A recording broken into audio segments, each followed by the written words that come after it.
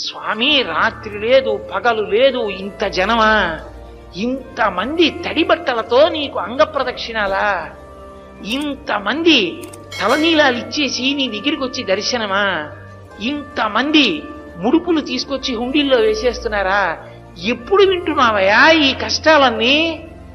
కళ్ళందుకే ఇలా నామాలు పెట్టేసుకుని నిద్రాముద్రాం నిఖిల జగతి రక్షణే జాగరూకం అని దక్షిణాయనంలో పడుకున్నవాడు ఆంతరంగంలోకి చూసినట్టు వచ్చే వాళ్ళ మనస్సులు చూస్తాడు. వ్యాసుడు అందుకే ఓ మాట అన్నాడు, వెంకటాచల క్షేత్రంలో వెంకటేశ్వర స్వామి వారి ముఖమండలం బహుప్రసన్నంగా ఉంటుంది. ఒక్కొక్క రోజున ఎంతో సంతోషంగా ఉంటుంది. అర్థం ఏమిటో తెలుసా?